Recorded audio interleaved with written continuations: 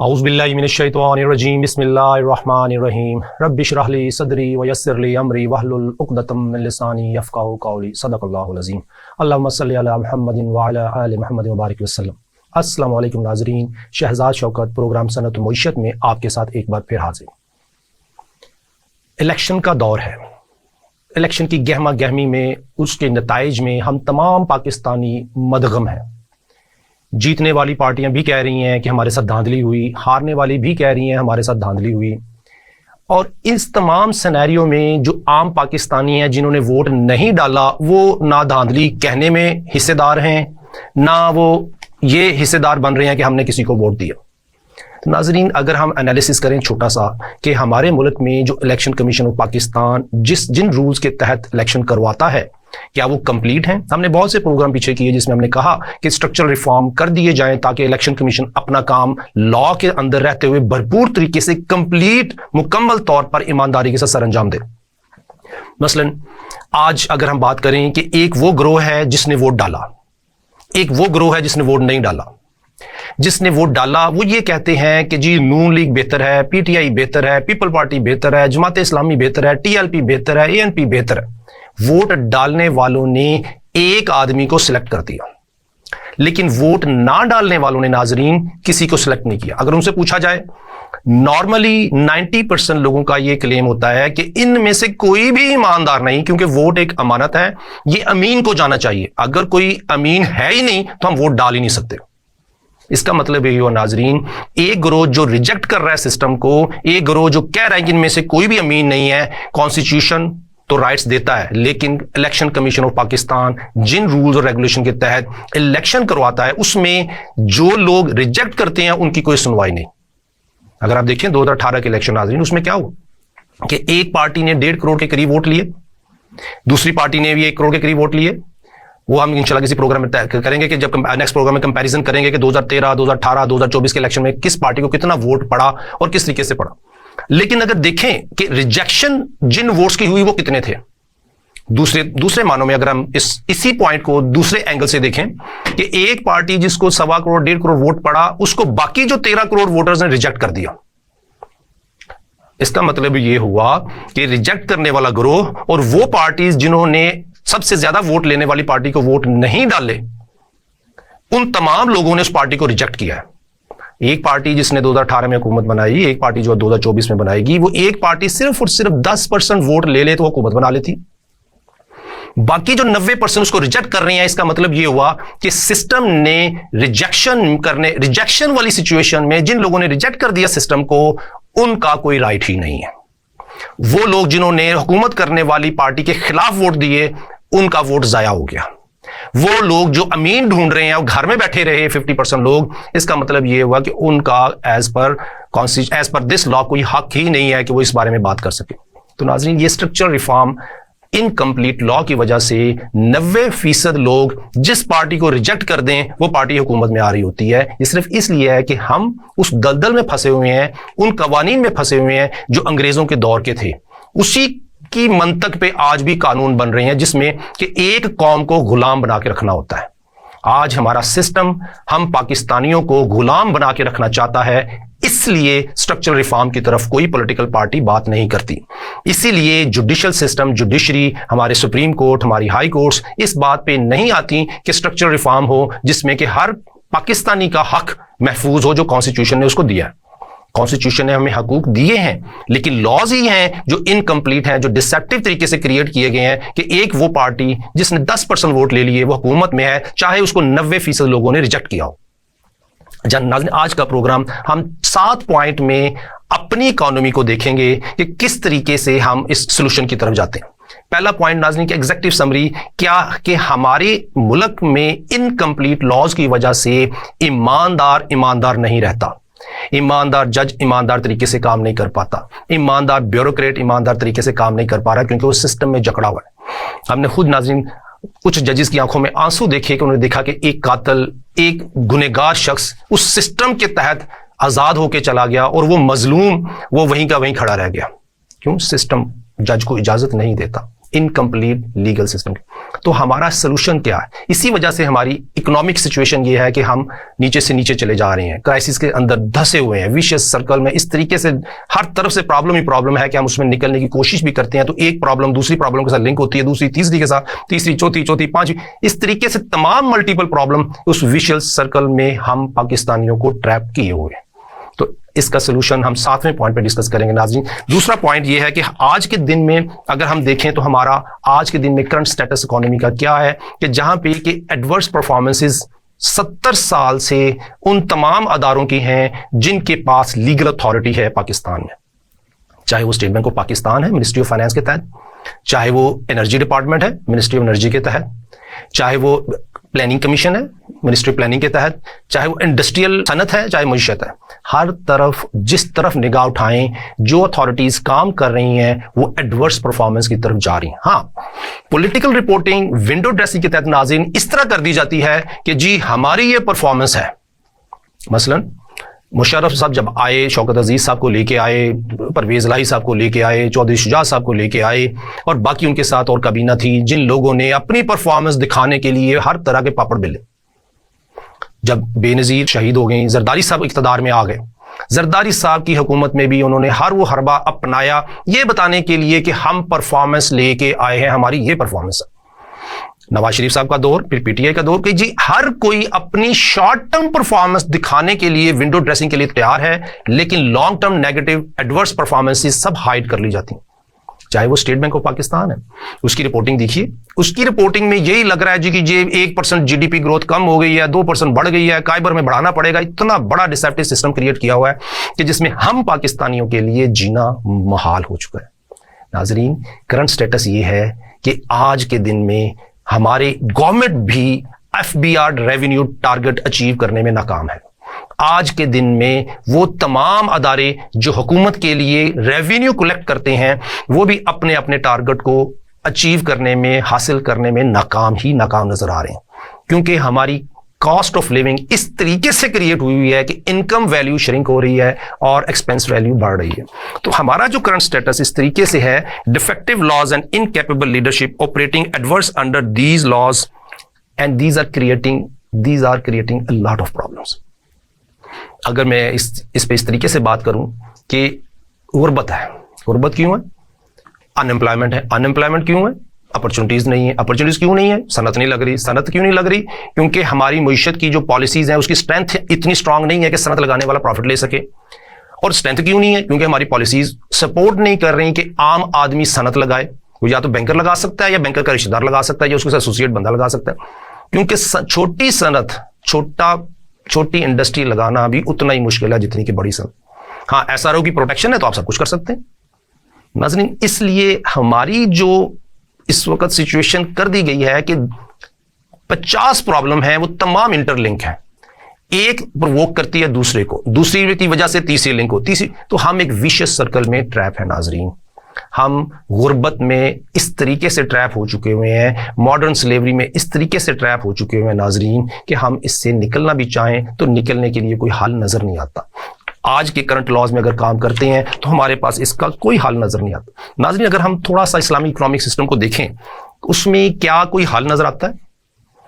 ناظرین، اس میں کہ جو فیڈرل شریعہ کورٹ میں ایک میں نے سبمیشن کی تھی اسلامی اکنامک سسٹم میں، اس میں نے چند باتیں بڑی امپورٹنٹ مینشن کی تھی۔ ایک، اللہ تعالیٰ نے انسان کو اپنے ہاتھ سے بنایا، مٹی سے اپنے ہاتھ سے اللہ تعالیٰ نے انسان کو کریٹ کیا۔ اس کے پیچھے کیا حکمت؟ میں علماء کرام سے پوچھتا رہتا ہوں کہ سر اس کے پیچھے حکمت کیا تھی؟ اللہ چاہتا کن کہہ دیتا تو انسان بن جاتا، کن ہم بن جاتے۔ اس کے پیچھے حکمت کہ ایک انسان کو بنانے کے لیے اللہ تعالیٰ نے اپنے ہاتھ سے محنت کی اور ویلیو کریٹ کی۔ میں اس سے یہ اشارہ لیا کرتا ہوں، ناقص جو بھی میرا علم ہے، میں طالب علم ہوں اسلامک اکنامک سسٹم کا، میں اس سے یہ اخذ کرتا ہوں نتیجہ ناظرین اس تیسرے پوائنٹ میں کہ creation of value in Islam is very important, and اس ویلیو جو کریٹ کی جاتی ہے اس کے پیچھے ایفرٹس اس سے بھی زیادہ امپورٹنٹ۔ اگر ایفرٹ ہوگی ناظرین تو ویلیو کریٹ ہوگی، اگر کوئی ہاتھ سے محنت کرے گا تو ویلیو کریٹ کرے گا۔ اللہ نے ہم انسانوں کو بنانے کے لیے حضرت آدم علیہ السلام کو جب بنایا تھا تو اس کے اوپر اپنے ہاتھ سے کام کیا۔ تو اس کا مطلب یہ ہوا ناظرین کہ اکنامک سسٹم میں ویلیو کریٹ کرنے کے لیے ہر انسان کی یہ ذمہ داری ہے کہ وہ محنت کرے. یہ بہت امپورٹنٹ پوائنٹ ہے ناظرین کہ محنت کرنا اتنا ہی ضروری ہے کہ جتنا سانس لینا. اب اس محنت کے تحت ناظرین ہم تمام پاکستانی اگر ہم دیکھیں تو 99% پاکستانی محنت سے جی نہیں چراتا جب اس کو پتا ہو کہ اس کو حق مل رہا ہے. ہم پاکستان میں محنت کرتے ہیں, ہمیں کچھ ریوارڈ مل جاتا ہے, لیکن اگر یہی محنت ہم یو اے ای میں جا کے کرتے ہیں تو ہمارا ریوارڈ بہتر ہو جاتا ہے. یہی محنت ہم کویت میں جاتے ہیں تو ریوارڈ اور بہتر ہو جاتا ہے. یہی محنت جرمنی اور انگلینڈ میں کرتے ہیں تو ریوارڈ اور بڑھ جاتا ہے. اور یہی محنت اگر ہم یو ایس میں جا کے کریں تو ہمارا ریوارڈ اور بہتر ہو جاتا ہے. لیکن پاکستان میں جو محنت کرتے ہیں اس کا ریوارڈ اتنا نہیں ملتا جتنا ہم باہر جا کے کرتے ہیں. اس کے پیچھے ناظرین کیا راز ہے؟ اس چوتھے پوائنٹ میں مینشن کروں گا 7 پوائنٹوں میں. یہ چوتھا پوائنٹ یہ ہے کہ ہمارے ملک میں جو ڈیفیکٹو لیگل فریم ورک ہے, جو انکمپلیٹ ہمارے قوانین ہیں جن کے تحت ہم زندہ ہیں, ان قوانین کے تحت جس میں ہم پاکستان میں رہ رہے ہیں, ہم مجبور ہیں کہ ہمارے لیے جو انکم کی ویلیو ہے وہ کم سے کم ہوتی جا رہی ہے, لیکن جس پہ ہم نے کام کرنا ایکسپینس ویلیو بڑھتی جا رہی ہے. It's called mismatch value. ناظرین یہ اکنامکس کی ٹرم نہیں ہے, یہ فائنینشیل اکنامکس کی ٹرم ہے, اور قرآن اس کے اوپر اتنا زیادہ فوکس کرتا ہے کہ قرآن میں جتنی اکانومی کے اوپر آیات ہیں وہ تمام کی تمام فائنینشیل اکنامکس میں ہیں. لیکن ہمارے مسلم ورلڈ میں فائنینشیل اکنامکس کے اوپر کوئی توجہ نہیں دی جاتی. ہمارے ملک کی یونیورسٹیز میں فائنینشیل اکنامکس کے اوپر کوئی توجہ نہیں. ناظرین میرے کولیگ, میں ان سے بات کیا کرتا تھا کہ فائنینشیل اکنامکس کے اوپر ہمارا کوئی ایسٹ نہیں ہے, ہمارے پاس کوئی ریسورسز نہیں ہے. تو انہوں نے اپنی بیٹی کو کینیڈا میں یا انسٹیٹیوٹ میں ڈالا جہاں فائنینشیل اکنامکس کے اوپر اسپیسیفک ڈگری تھی. یو ایس اے اور کینیڈا اور اسرائیل, یہ 3 ملک ہیں, انگلینڈ میں کہیں کہیں کہ جہاں پہ فائنینشیل اکنامکس کے اوپر بات چیت چیپٹر دیے جاتے ہیں, ڈگریز دی جاتی ہیں, سرٹیفکیشن دی جاتی ہیں. لیکن پاکستان میں ایسا کوئی نہیں ہے, مسلم ورلڈ میں ایسی کوئی یونیورسٹی نہیں ہے جو اس طرح کی ڈگری دے. اینی ہاؤ میں بات کر رہا تھا مس میچ آف ویلیو. مثلا یو ایس میں ایک پاکستانی جاتا ہوں, 3 سال کماتا ہوں اور اس کو سیو کرتا ہوں, تو اس 3 سال کمائی سے ہم ایک گھر لے سکتے ہیں. اس کا مطلب یہ ہو کہ ویلیو مس میچ نہیں ہے کہ ایک شخص کوئی بھی وہاں پہ 3 سال کمائے تو اس کو گھر مل جاتا ہے, 4 مہینے کمائے اس کو گاڑی مل جاتی ہے. لیکن پاکستان میں منیمم ویجر, میں منیمم ویجر کی بات کر رہا ہوں, یو ایس میں منیمم ویجر جو کما رہا ہے 3 سال سے, پاکستان میں کم سے کم سیلری پہ جو ہمارا پاکستانی کام کر رہا ہے وہ 150 سال کیا 500 سال تک بھی محنت کرتا رہے, وہ اتنی سیونگ کر ہی نہیں سکتا کہ وہ گھر لے سکے. اس کا مطلب یہ ہوا مس میچ لاس, مس میچ ویلیو, کیونکہ جو لاز ہیں وہ میچ نہیں کرتے ہماری پرسنالٹی پہ, ہمارے بیہیویئر پہ. اور اسی طریقے سے جو ناظرین ہماری انکم ہے وہ میچ ہی نہیں کرتی ہمارے ایکسپینس سے, جس نے کہ فرسٹریشن کریٹ کی ہوئی ہے, جس کی وجہ سے فیملی لائف ڈسٹرب ہو چکی ہے.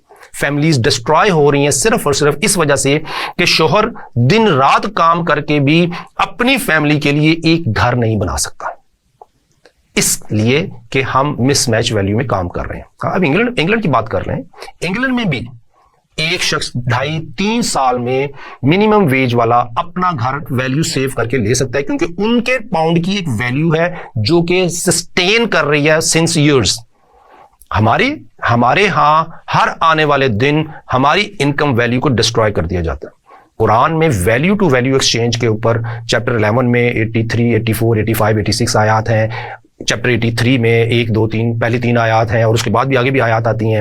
ناپ تول میں کمی والی جو آیات ہیں ان کی بات کر رہا ہوں. سو ہم نے, اور اس طرح ربا والی جو آیات ہیں وہ تمام ان ایکول ایکسچینج آف ویلیو کو کہہ رہی ہیں کہ جی ان equal exchange of value acceptable نہیں. اب ہمارے لیے ناظرین اس وقت یہ دیکھنا ضروری ہے کہ چوتھے نمبر پوائنٹ میں جو مس میچ ویلیو ہے یہ ہماری وجہ سے نہیں ہے, یہ اس لیے ہے کہ جو کیبنٹ میں لوگ بیٹھے ہوئے ہیں, جو نیشنل اسمبلی میں لوگ بیٹھے ہوئے ہیں, وہ کمپلیٹ لیگل فریم ورک چاہتے ہی نہیں ہے. اگر وہ complete legal frame work develop کر دیں تو سب سے پہلے وہ الیکشن کمیشن جنہوں نے 90% لوگوں نے جن کو ریجیکٹ کیا ہوا ہے وہ ہم پہ حکومت کرتے ہیں. یہ کون سا سسٹم ہے کہ میرے پاس 100 ووٹر ہیں, 24 کروڑ ہم عوام ہیں, 24 کروڑ میں سے 1.5 کروڑ جن کو ووٹ مل گیا وہ حکومت کرتا ہے, باقی جنہوں نے اس کو ریجیکٹ کر دیا وہ ریجیکشن کی کوئی سنوائی نہیں. ناظرین ایسا تو نہیں کہ اگر کوئی اسلام میں ایک کیپیبل لیڈرشپ ہو اور اس کو 90 لوگ ریجیکٹ کر رہے ہوں اور 10 ایکسیپٹ کر رہے ہوں اور اس کو حکومت مل جائے. اسی لیے جو مس میچ ویلیو کے لاز ہیں وہ state bank of Pakistan, ministry of finance اور FBR کے انڈر پروموٹ کیے جا رہے ہیں. اسی طریقے سے انہی لاز کے انڈر منسٹری آف انرجی جتنی الیکٹریسٹی پروڈیوس کر رہی ہے اس کے اوپر انکریز دیے جا رہی ہے. تو اسٹرگل کون کر رہا ہے؟ Ministry of planning and commission. اس میں ان کے لیے بہت مشکل دور ہوتا ہے جب بھی ان کو صنعت کو ترقی دینی ہے، معیشت کو ترقی دینی. ان کے راستے میں جو رکاوٹیں آتی ہیں وہ ministry of finance, ministry of energy کی طرف سے آتی ہیں. ان کے لیے صنعت اور معیشت ڈیولپ کرنا اتنا ہی مشکل ہو جاتا ہے کہ ان کا رزلٹ ایڈورس پرفارمنس کی طرف چلا جاتا ہے. لیکن اگر ہم دیکھیں مس میچ ویلیو کو اگر ہم نے ٹھیک کرنا ہے اور مس میچ ویلیو کیوں ہے، اس کے پیچھے کانسیکوینسز کیا ہیں. سب سے پہلا امپورٹنٹ پوائنٹ ناظرین، سب سے important point currency devaluation. Currency devaluation کیوں کی جاتی ہے ناظرین؟ جب ایک ادارہ کرنسی ڈی ویلیو کرتا ہے وہ کیوں کرتا ہے ناظرین؟ ہم بریک کے بعد اس پوائنٹ پہ 5ویں پوائنٹ سے شروع کریں گے کہ مس میچ ویلیو کیوں ہوتی ہے اور اس کے بعد کرنسی ڈی ویلیویشن کے تھرو اس کو کیوں پروموٹ کیا جاتا ہے، اس میں کس کا فائدہ ہے. ملتے ہیں بریک کے بعد. ویلکم بیک ناظرین، شہزاد شوکت، پروگرام صنعت و معیشت. ہم بات کر رہے تھے مس میچ ویلیو کیسے کریٹ ہوتی. میں نے پچھلے پروگرام میں ایک مینشن کیا تھا کہ 10 لاکھ روپے میرے پاس ہیں، 10 روپے کا ڈالر ہے، 1 لاکھ ڈالر میں نے کمایا، لیگل کمایا، ٹیکس بھی دیا. وہ لاکھ ڈالر 10 لاکھ روپوں کی صورت میں آج کرنسی ڈی ویلیو ہو کے 300 روپے تک پہنچتی ہے تو وہ میرا کہاں گیا؟ وہ لاکھ ڈالر 3000 ڈالر رہ گیا. 97,000 ڈالر ناظرین کہیں غائب ہو گیا.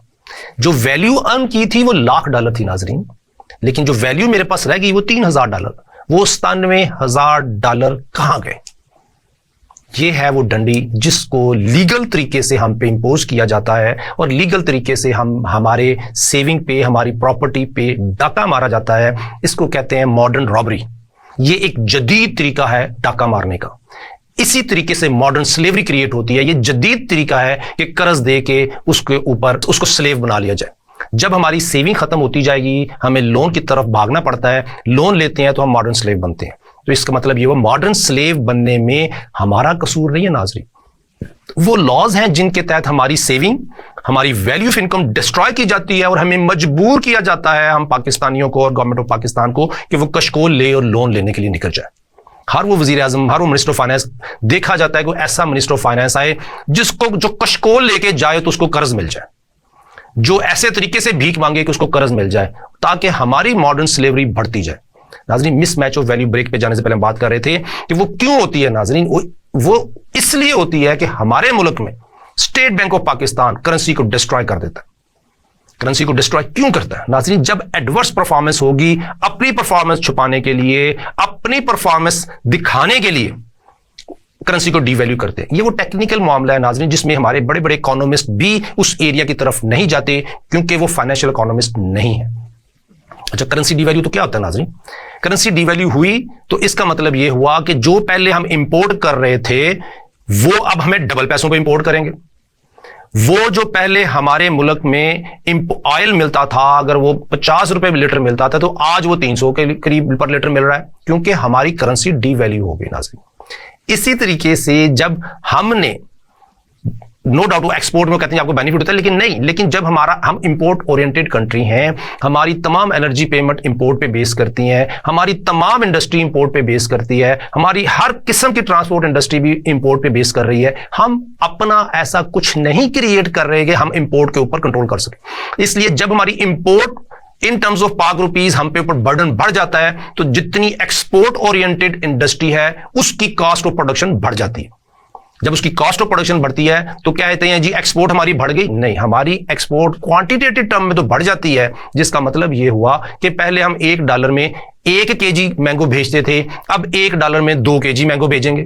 ناظرین ہم اپنے ہی ریسورسز کو ڈسٹرائے کرتے ہیں کرنسی ڈی ویلیویشن کی طرف. وہ ہوتی اس لیے ہے ناظرین کہ پریزنٹیشن انشاءاللہ وائٹ بورڈ پریزنٹیشن اس پہ دوں گا کہ جب ہم نے 30,000 ارب کا قرضہ رکھا ہے، اگر وہ 100 روپے کا ڈالر ہے تو 300 بلین ڈالر قرضہ ان ٹرمز آف ڈالر ٹرم ہمارے پاس ہے، 300 بلین. لیکن ناظرین دیکھیے جب ہم نے کرنسی ڈی ویلیو کر دی، 300 کی بجائے 300 کا ڈالر کر دیا تو ہمارے اوپر جو قرضہ جو 30,000 ارب میں ہم ڈاکومنٹ کر رہے تھے 300 بلین ڈالر وہ رہ گیا 100 بلین ڈالر. تو پرفارمنس آ گئی ان کی. اگر ہم debt to G D P ratio دیکھیں وہ ڈراسٹیکلی چینج ہوگی فگر صرف کرنسی ڈی ویلیویشن سے. اس طریقے سے state bank of Pakistan, ministry of finance اپنی ریشوز کو ٹھیک کرتے ہیں تاکہ انٹرنیشنل دنیا سے، آئی ایم ایف سے، ورلڈ بینک سے، پیرس کلب سے، شیخوں سے ہمیں قرض مل سکے۔ ناظرین، یہ سب سے بڑا دھوکہ ہے ہم پاکستانیوں کے ساتھ۔ شاید کہ کوئی جج، شاید کہ کوئی سپریم کورٹ کا جج اس پہ سو موٹو نوٹس لے کہ ہمارے ملک میں اس طریقے سے ماڈرن رابری کریٹ کی جا رہی ہے کہ آنے والی نسلیں ماڈرن سلیوری سے باہر نہ نکل پائیں۔ یہ صرف اور صرف مس میچ ویلیو کریٹ کرتے ہیں جن سے شارٹ ٹرم قرض لینے کے لیے، شارٹ ٹرم بینیفٹ کے لیے، شارٹ ٹرم پازیٹیو انڈیکیٹر شو کرنے کے لیے، تھوڑا سا بریدنگ سپیس لینے کے لیے ناظرین کام کرتے ہیں، اور اس کے بعد آنے والی نسلیں اس کے اوپر اپنے خون سے وہ پے کر رہی ہیں۔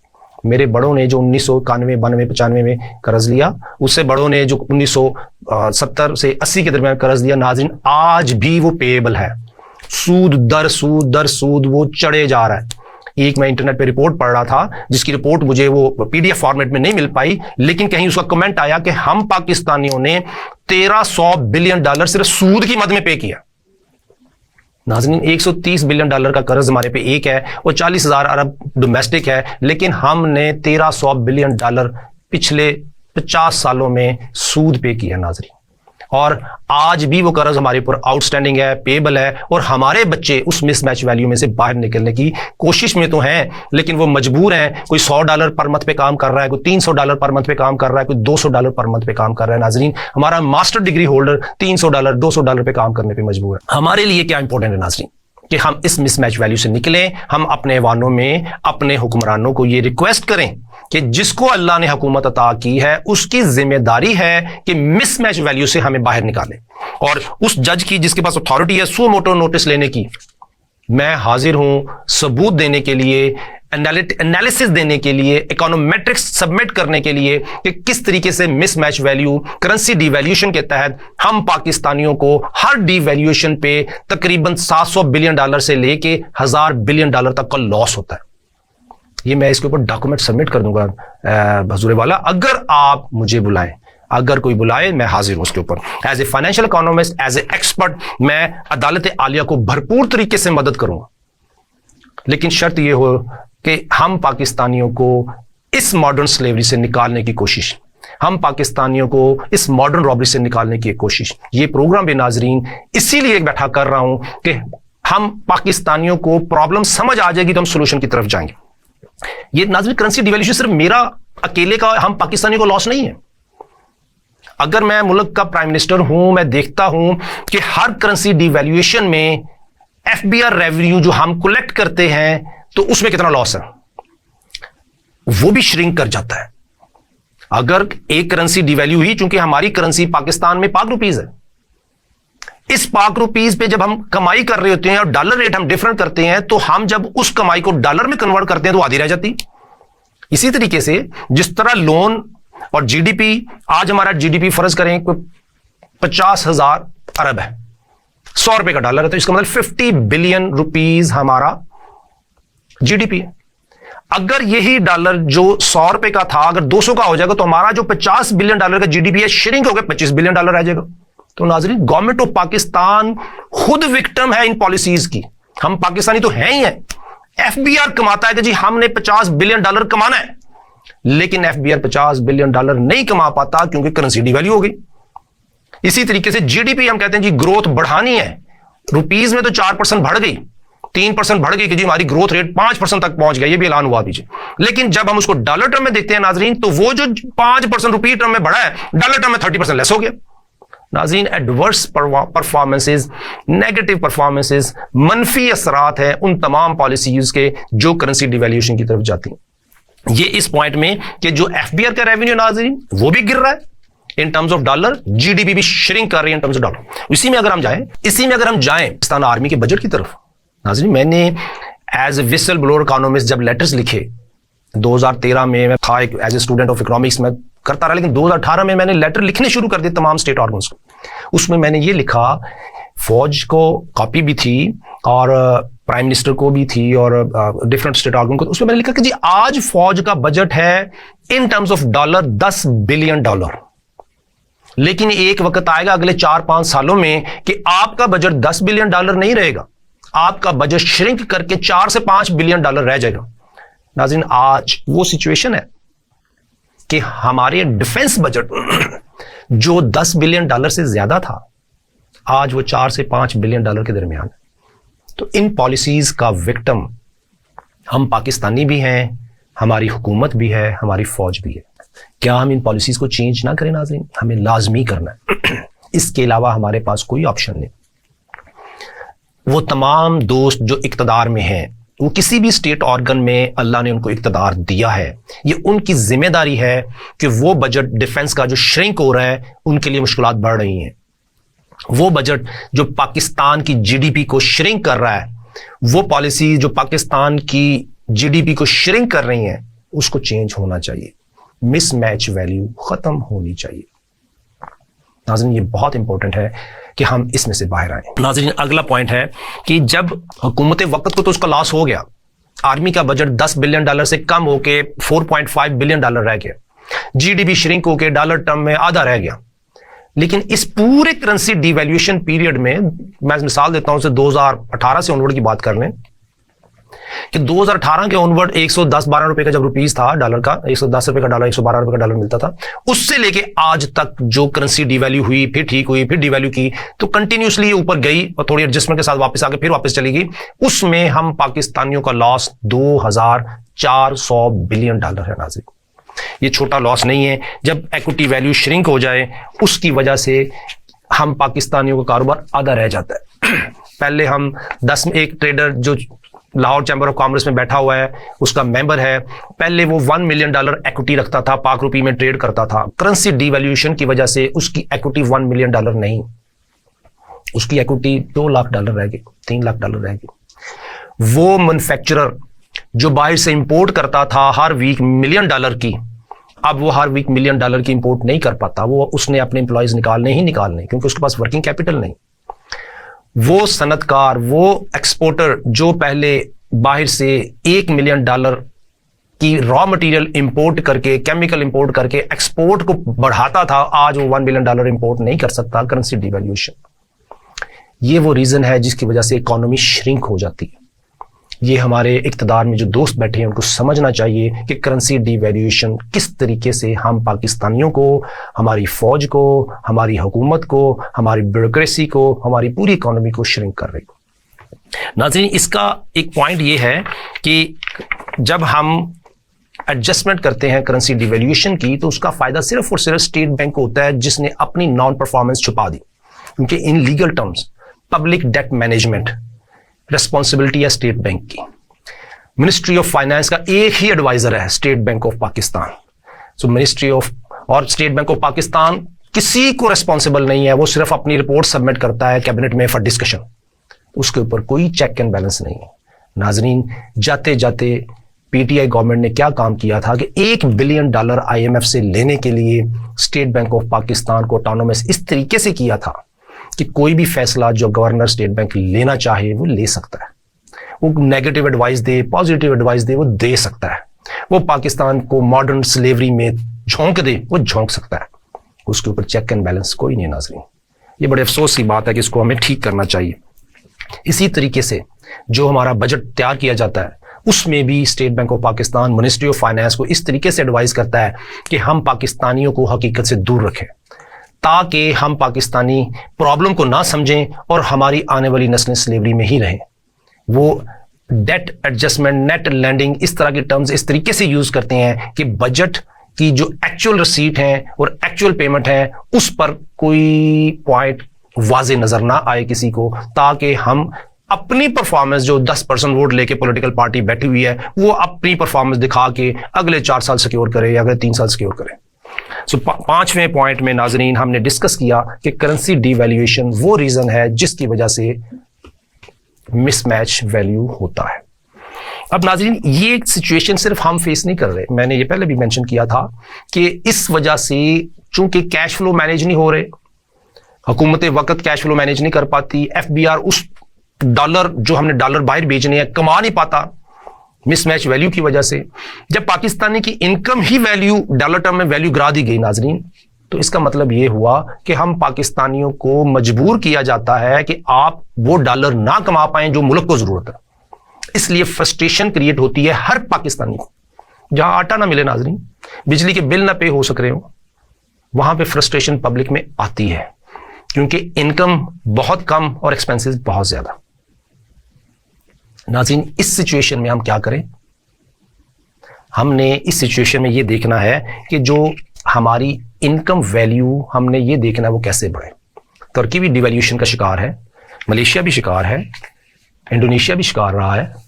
ہم نے, کیونکہ انڈونیشیا کے پاس ریسورسز ہیں, ترکی کے پاس یورپ ہے, ہم نے اس سے اس وقت تک نہیں نکل سکتے ناظرین. سولوشن یہ کہ ہم نے کمانا ہے, ڈالر ٹرم میں ہماری ویلیو بڑھنی چاہیے تاکہ ہم اپنی انکم بڑھا سکیں. آج کے اس پروگرام میں ناظرین ایک میسج ہے اس تمام دوستوں کے لیے جو اقتدار میں ہیں یا جو آئیں گے, کہ آپ کی ویلیو, آپ کی انکم, گورنمنٹ آف پاکستان کی انکم اس وقت بڑھے گی جب ایک عام پاکستانی کی انکم بڑھے گی. آپ کی انکم, آپ کی سیلریاں اس وقت پراپرلی پے ہوں گی جب ایک پاکستانی کی ویلیو, انکم ویلیو بڑھے گی. ہماری انکم بڑھانے کے لیے, ہم پاکستانیوں کی انکم بڑھانے کے لیے, جس دن اقتدار میں بیٹھا کوئی جوان, کوئی بیوروکریٹ, کوئی پرائم منسٹر کہہ لیں, جو بھی, اس نے ایک اچھا ڈیسیژن لے لیا, ایک ایسی اتھارٹی دے دی جس کے تحت ہم پاکستانیوں کو انکم انکریز ہو, ہم اس دن ترقی کی راہ پہ گامزن ہو جائیں گے. ناظرین آج کے پروگرام سے اجازت دیجیے, اللہ حافظ.